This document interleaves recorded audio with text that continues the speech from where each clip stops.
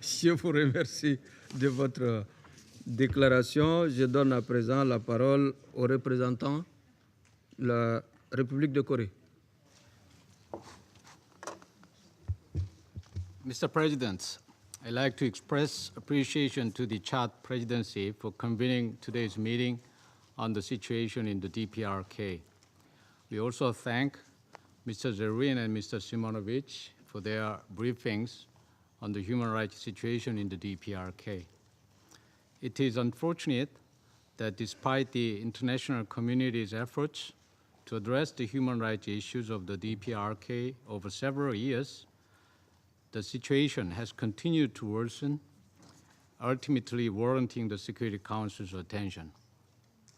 Earlier this year, the Commission of Inquiry issued its landmark report that raised international awareness on the gravity of the human rights situation in the DPRK. Following the report's release, we at the United Nations have dealt with the issue in the Human Rights Council and in the General Assembly. While the General Assembly has adopted multiple resolutions since 2005 on the human rights situation in the DPRK, this year's resolution was unique in that it contained recommendations on the Council's role in these efforts. Therefore, the Council's decision to place the situation in the DPRK on its agenda is a necessary starting point for further discussion and engagement. Such engagement is crucial as we now understand the human rights violations in the DPRK to be so systematic and widespread that they not only cause mass suffering among North Koreans, but also pose a threat to regional and international peace and security. The Council has taken necessary measures in other cases in the past where human rights violations were committed on a large scale to constitute a threat to peace and security. Likewise, the Council needs to pay due attention to the grave situation in the DPRK. In this regard, we would like to stress the COI's conclusion that many of the violations found in the DPRK amounted to crimes against humanity. It also recommended that the Council play a crucial role in ensuring accountability, including through considering referral of the DPRK situation to the International Criminal Court. In addition, my government takes serious note of the announcement of the US government on December 19th that North Korea carried out the cyber acts on Sony Pictures Entertainment and posed threats to movie theaters, which were also mentioned in Mr. Zeruin's briefing earlier.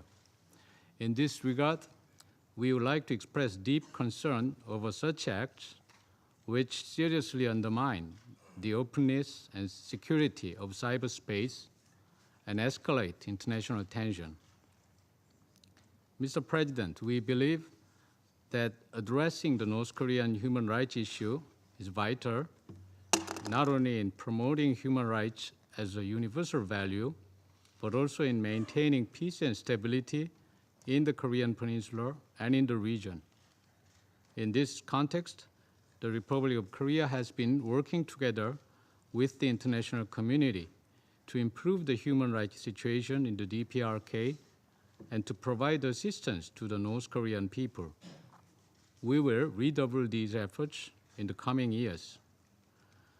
We urge the authorities of the DPRK to take steps to improve their human rights situation.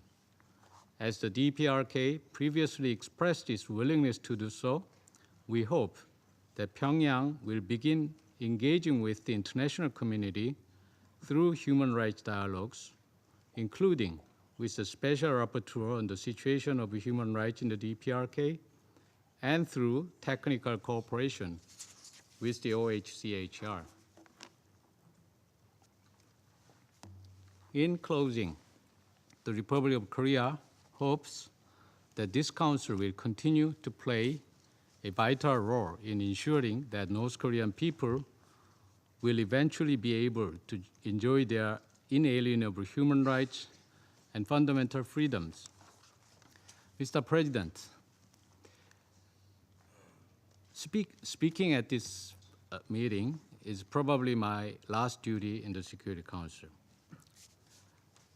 When we first came to the Council 2 years ago, one of the first issues we tackled was the DPRK's missile and nuclear issues. In the Council, my country have dealt with many issues we are not party to, with a view to contributing to the work of the Council.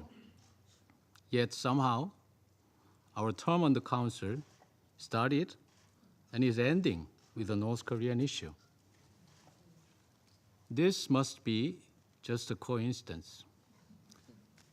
But I'm saying this with a heavy heart, because for South Koreans, people in North Korea are not just anybody's. Millions of South Koreans still have our family members and relatives living in the North. Even though we never hear from them, even though by now the pain of separation has become a cold fact of life, we know that they are there, just a few hundred kilometers away from where we live. We cannot read what is described in the COI report without it breaking our hearts. We cannot watch video clips from North Korea without flinching at every scene. We cannot listen to stories of North Korean defectors without sharing in their tears, without feeling as if we are there with them experiencing the tragedies. Therefore, Mr. President, as we leave the Council with the debate on the DPRK's human rights, we do it wholeheartedly with an ardent wish for people in North Korea, our innocent sisters and brothers on the street, in the countryside, in the prisoners' camp, who are suffering for no reasons. We only hope that one day in the future, when we look back on what we did today, we will be able to say that we did the right thing for the people of North Korea, for the lives of every man and woman, boy and girl, who has the same human rights as the rest of us. Thank you. Je remercie le représentant de la République de Corée de